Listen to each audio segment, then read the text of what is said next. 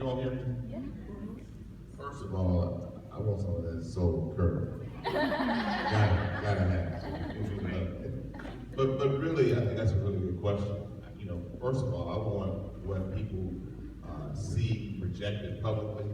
I want people to know that really is what we are together when no one's looking. That is loving each other while we may struggle. We certainly understand how important it is to be committed to one another, committed to our family.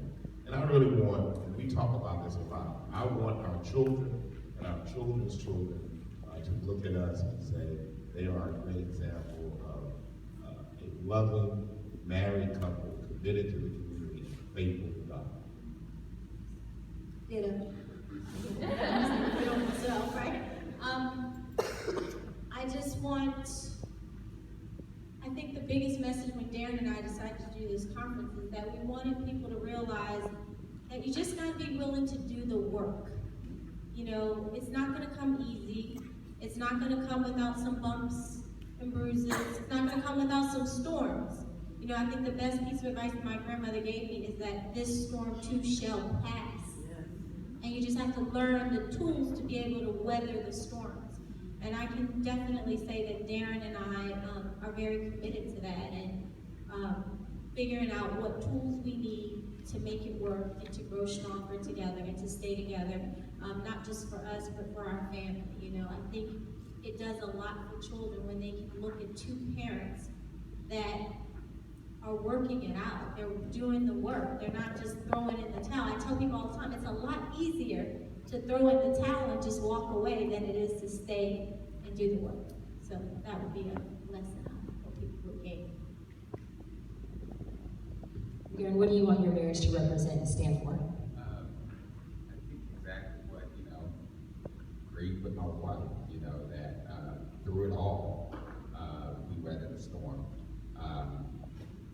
There's so much a lot of questions that I have, even doing a reality show, is do you think your marriage is going to survive?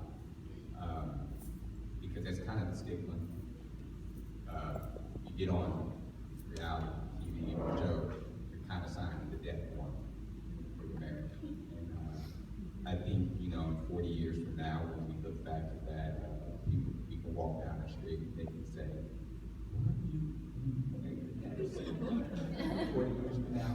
And that's what we're going to kind of laugh and we're going to kind of smile at each other because we know that through it all, when the odds are against marriage and reality, we make it. Awesome. I think that's an amazing question. The reason why I created Married to Medicine, and I'm not sure that it has fulfilled this as of yet, but the reason why I created this show is because I wanted the world to know that there are successful, happily married, diverse couples out there. I mean, you have minorities that are really, truly great family units. So I wanted people to know that you could do anything, you can speak it, believe it, and achieve it.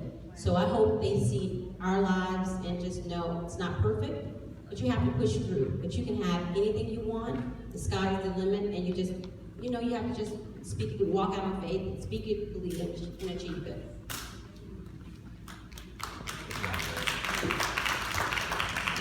My acronym, my wife's acronym for our marriage, we went to US. It's just for us, two different cultures, faith, all that is just push through. They can see that, they see us. That's a couple that just push through whatever, all the hardship that was there, push through. Thank you so much.